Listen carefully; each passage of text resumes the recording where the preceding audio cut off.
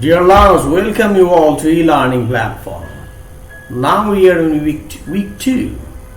In the last week, you learned an introduction to Old and Middle English period with an introduction to the English epic Beowulf. We also discussed about a brief summary, plot summary, and a familiarization of the characters appeared in the epic, and also some discussion about the characters, including the context. And in this week we are going to learn about the plot diagram and the text summary and analysis from line 1 to lines 1904. The whole epic consists of 3182 lines. Let's begin.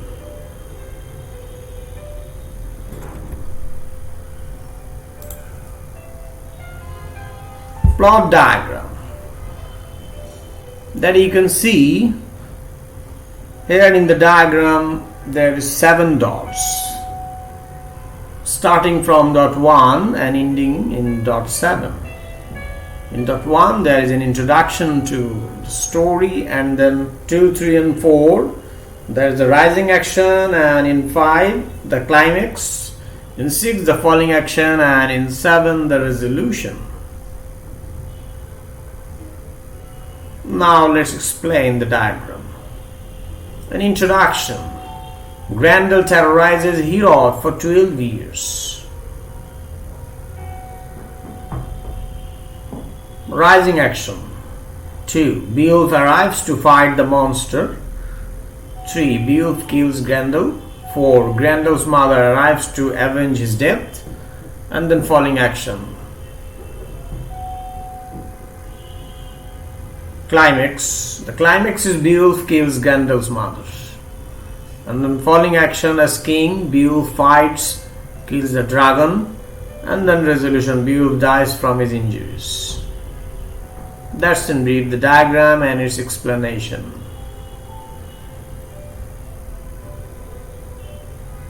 Timeline of events. These things will clarify and make it easier for you to understand the whole epic story. So starting in circa 500 CE, Grendel terrorizes Hrothgar's men at Herod. 12 years later, Beowulf arrives at Herod. That night, Grendel attacks the Danes. Beowulf kills Grendel. The following night, Grendel's mother attacks Hrothgar's men, hoping to avenge her son's death. The following day, Beowulf tracks and kills Grendel's mother.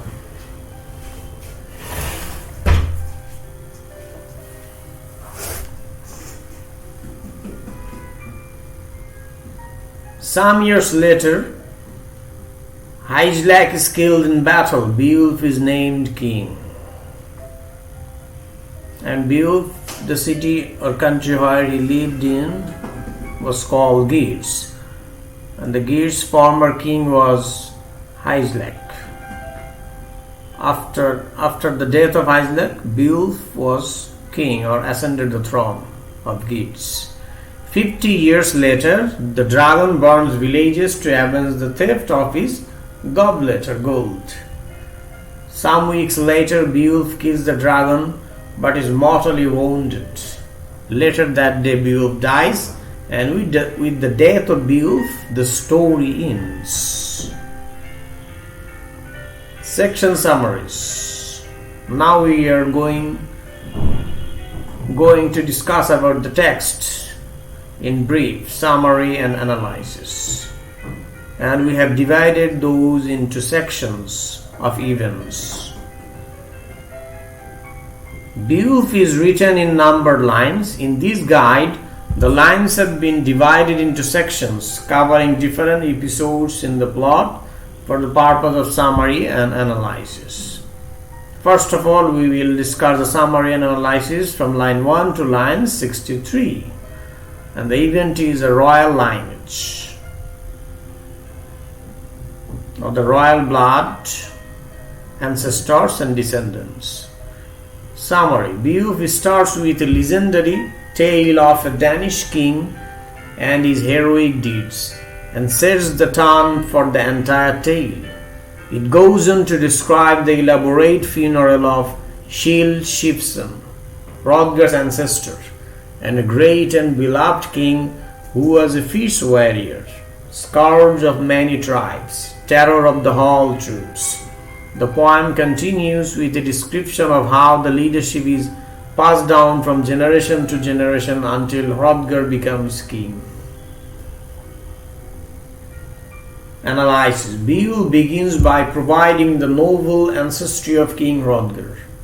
He is a descendant of great warrior kings who have done heroic deeds and are exalted in life and in death. This description of lineage, as well as a detailed account of the burial of Hrothgar's ancestor Skjold, helps demonstrate his noble and worthy ancestry. Likewise, it provides justification for Beowulf's loyalty and his desire to help a great king defeat an evil force that soon enters the kingdom. Here Grendel is referred. In addition, it introduces and describes a main theme within the poem, the heroic code. The description of Skjold presents a foundation of the ethics, deeds, and accomplishments that make up that code. From line 64 to 193, Terror at King Hrothgar's Hall. The arrival of Grendel. King Hrothgar grows powerful and has many royal subjects. Hrothgar has been shown favor because of his leadership, and to reward that accomplishment, he commissions a lavish mead hall which is called Heorot Hall or Hall of the Heart to symbolize his wealth and success as a leader. Soon, however, the house of Hrothgar is threatened and attacked repeatedly by an evil force named Grendel, and have been attacked for more than 12 years. An outcast described as a demon, Grendel becomes enraged by the loud banquets and noisy poets who proclaim the goodness of God. He storms the castle, takes 30 of Hrothgar's men to his lair, and returns them killed them brutally. Grendel continues his murderous rampage for 12 winters. That means for 12 years. King Hrothgar, distressed and helpless, turns to his trusted advisors for help. They recommend a shrine and offering to the heathen gods. Analysis: the building of Heorot Hall is important because all great kings must have a hall in which to take refuge after long bouts of war. It is where the king hosts gatherings for his thanes and warriors, and is a sign of security, prosperity, and community. The banquets Hrothgar hosts strengthen one of the poem's themes, that of hospitality. Heorot also demonstrates Hrothgar's power and his pride.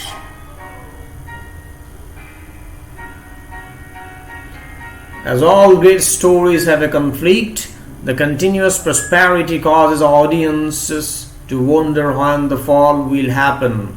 Sure enough, the story darkens when Grendel enters the picture.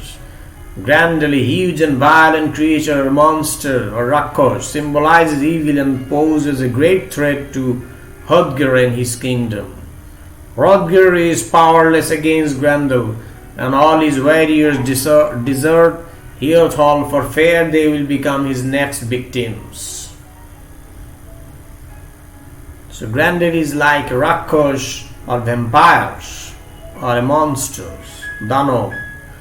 The pagan rituals suggested by Hrothgar's advisors signify the conflict between two different religious beliefs. The poet indicates Hrothgar doesn't know yet about the Lord Almighty, which gives cause to wonder if that is the theme of the poem. Perhaps Hrothgar's pagan practices are leading him into travel, not away from it. From lines 194 to 661, Beowulf in Heorot. Summary. Beowulf, a powerful, confident, handsome warrior motivated by loyalty and obligation to aid Hrothgar, enters the story, loaded with battle gear. Strength and power and vigor. Beowulf and his men board a ship and sail to the Danish coast from Geats. Geats is the city where Beowulf was born. The guardians of the coast are alarmed by the arrival of elaborately armed men, but Beowulf explains the mission. Impressed by Beowulf, the guards lead the men to Heorot Hall. Beowulf has to again state his cause and remind Hrothgar of the friendship that he and Beowulf's father shared. Likewise, Beowulf presents many of his accomplishments. He fought numerous beasts, raided a nest of trolls, and even took on several sea monsters. Beowulf is a great warrior. Beowulf declares that he plans to defeat Grendel, and that he will do it without weapons to bring greater honor to the Geats, his birth city. Hrothgar makes a speech regarding Beowulf's father and then bears his soul about the murders and embarrassment caused to his kingdom at the hands of Grendel. Hrothgar's courtier Unferth becomes jealous of the praise heaped on Beowulf and begins to make a speech to discredit him. Beowulf not only defends himself but also rebukes Unferth for his less than moral actions and lack of courage. Hrothgar's queen, Wilthew, sings Beowulf's praises and thanks him for coming to their aid or their support and guard them against the monster or Rakshas, Grendel. Analysis. This segment establishes the relationship between Hrothgar and Beowulf. There is a bond of loyalty between Hrothgar and Beowulf's deceased father, Icthiu, which has passed on to the next generation. Years ago, Icthiu became involved in a feud with the Wilfing tribe because he killed Hitholf, one of their members.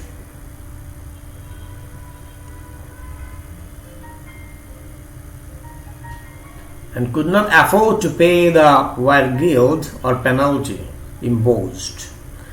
Hrothgar saved Icthiu by paying the fine on his behalf. In this way, King Hrothgar and Beowulf's father Icthiu became friends, and Beowulf's father was indebted to Hrothgar. So now Beowulf comes to the kingdom of Hrothgar to save them from the attack of Grendel and to pay the debt of his fathers. Repay the debt of his father by defeating Grendel. The culture of the time was very much driven by the heroic code. This code demanded loyalty and also required revenge to be exacted when called for. If a good deed benefited someone, that person is indebted to the person who helped. If someone was wronged, he would take revenge on the other person, no matter how many generations it took until revenge was obtained. So there was a tradition of loyalty, brotherness, indebtedness from generation after generation. Beowulf makes a number of grand speeches. The hero's conceit doesn't detract from his valiant deeds or stature as it might today. In fact, the people present, especially the queen, are even more impressed by Beowulf. It was expected that the hero warrior would tell of his great deeds to evoke confidence in the people he is defending. While he is boastful, he also demonstrates that he accepts his human frailty by announcing what should be done with his body should he be killed by Grendel. Unforced, jealous tirade and the back and forth name calling were actually expected and helps to build an even grander view of the hero Beowulf. Beowulf does appear to take the insults somewhat personally, but after he debunks Unforced's claims, the goodwill between the Danes and the Geats is restored. From line 662 to 851, the battle event. The battle scene. Summary. After the boosting and festivities are over, Beowulf lays down his weapons and prepares to meet the enemy. Meanwhile, as the men sleep, Grendel plans his murderous rampage. Grendel breaks into Heorot Hall, where Beowulf waits and watches. Before Beowulf can attack, Grendel claims another victim, one of Beowulf's fellow warriors. Grendel then reaches for Beowulf, and a great battle ensues that is so violent and loud. People outside of the hall are awakened and frightened. Beowulf's warriors try their swords, but Grendel has magic against weapons. Grendel has met his match in Beowulf and tries to retreat, but not before Beowulf fatally injures him by tearing his arm from his body. Wounded and close to death, Grendel returns to his home under the Fenbank's swampy mounds, where he succumbs to his injury. Eventually, he dies. Analysis. Beowulf's superhero status reaches new heights in the telling of this battle, because the audience gains insight into Grendel's astonishment, fear, and instinct to retreat. We have an even greater appreciation for Beowulf's superhuman power. The battle is epic and plays off good versus evil and biblical themes in which a savior, Beowulf, sends Grendel, Cain's descendant, to hell. Lines 852 to 1250, the celebration event. Summary. The celebration after killing the monster Rakshas Grendel. A celebration ensues after Beowulf's grand defeat of Grendel.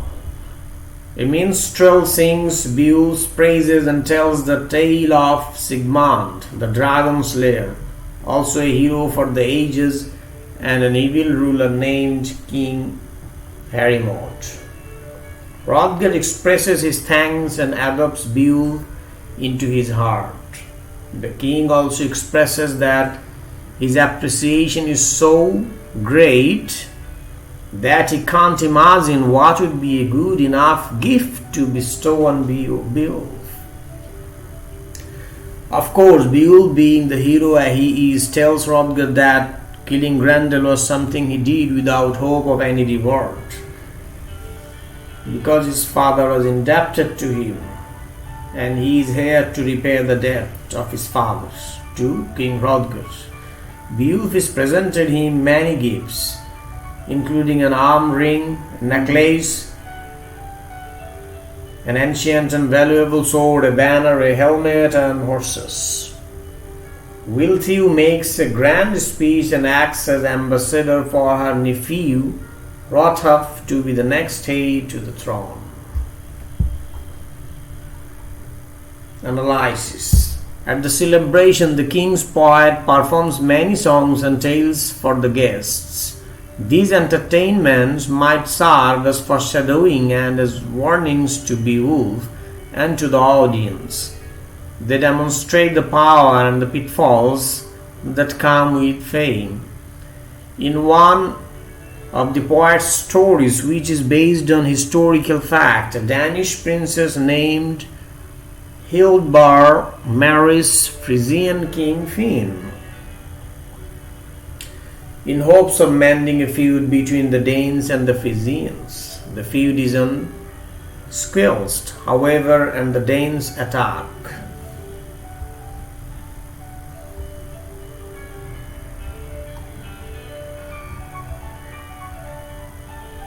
In the end, Hilbert's son and brother are killed in Finn's hall. Many Danes are killed and their bodies burned to honor the dead. It is a sad tale that shares the culture and difficult political battles waged during those times. Hrothgar is indebted to Beowulf for helping restore his kingdom to safety and order. The gifts bestowed upon Beowulf show the greatness of the deed, a hero's reward, and the ruler's generosity. The ceremony and the story serve as a historical recording of the times and traditions of the Scandinavian people. This section also enlightens audiences about the role of women in the Danish courts and exemplifies their part in politics and ambassadorship. As Anglo-Saxon tribes are often at war with one another, the daughters of each ruler were frequently married off to leaders in rival tribes. Their roles were those of pitch weavers or pitch building. It was assumed that their presence in the rival royal household would lessen the tension between the two factions and establish peace. In addition, the queen in each realm served as hostess at social functions to ensure that appropriate civil protocol or behavior was observed to honor the king and guests. Her graciousness also furthers the theme of hospitality. Lines 1251 to 1904. Danger returns. Summary. After the long and ceremonial evening, Hrothgar and Beowulf leave Heorot Hall for a night's rest. Unfortunately, the battle isn't over. To avenge her son's death, Grendel's mother attacks stealthily and quietly, killing Astyr, one of Hrothgar's closest advisors. Beowulf is summoned and grandly proclaims the heroic code before leaving to hunt down the murderers. Unferth also gives Beowulf his sword. Beowulf prepares for battle and dives into the poisonous mare to finish the job he started. As he swims down to her cave, Grendel's mother spots him and pulls him into a great hall beneath the swamp. The battle, Beowulf swings his sword, but it has no effect. Beowulf then sees a mighty sword meant for a giant on the wall. He tears it from the wall and strikes, beheading Grendel's mother. Danes and Geatmen watch from above and see blood boil violently in the bog and again assume that Beowulf has met his match. The Danes leave, but the Geats await some sign from their hero. Beowulf sees Grendel's body lying below and removes the beast's head in retaliation for all the man Grendel murdered. The blade of the sword melts away as it touches Grendel's poisonous blood, bringing an end to the danger that has haunted Heorot Hall. Beowulf returns to Heorot Hall with the hilt of the sword and Grendel's head as trophies.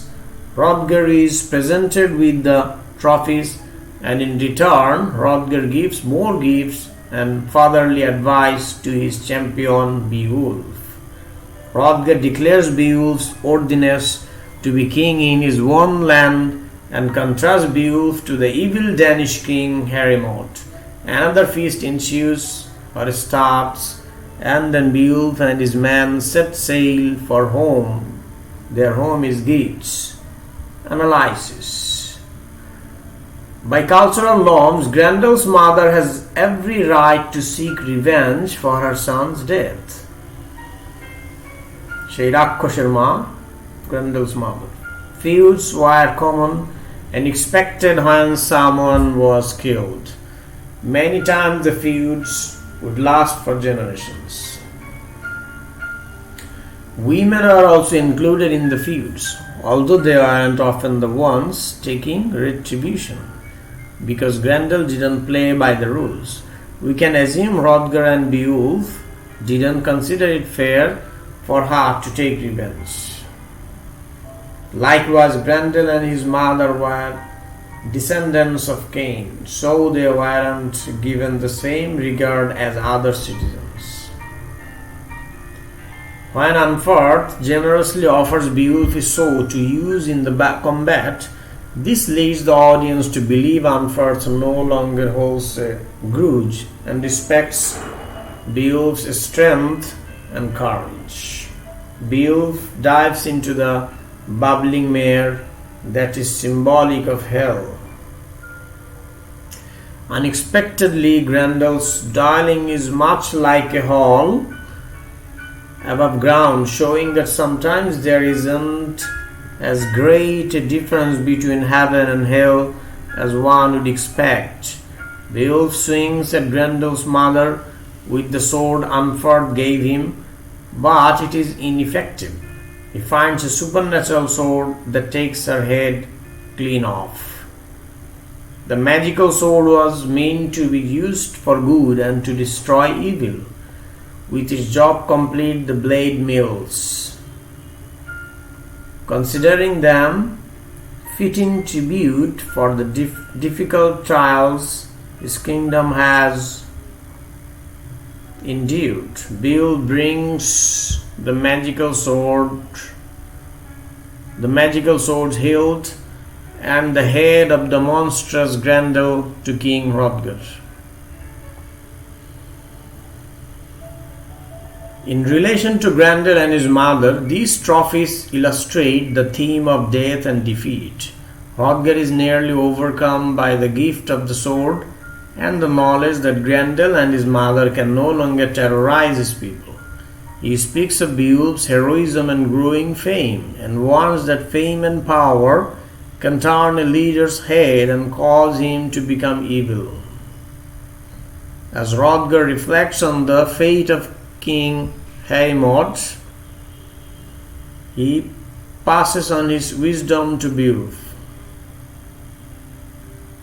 It is evident Hrothgar feels greatly indebted to Beowulf and doesn't want him to suffer the same fate as many kings and heroes who succumb to a fall. There are many biblical parables and references in Hrothgar's speech to Beowulf, again confirming that Christianity had made its way to the Danes and the Geats. Hrothgar finds Beowulf to be like a son and would have likely been inclined to name him as heir to his kingdom. That's the end of the lesson of this week 2. In week 3 we will discuss about the rest of the story of Beowulf from lines 1905 to 3182, along with quotes and other analysis and literary criticism. Thank you very much for being with me.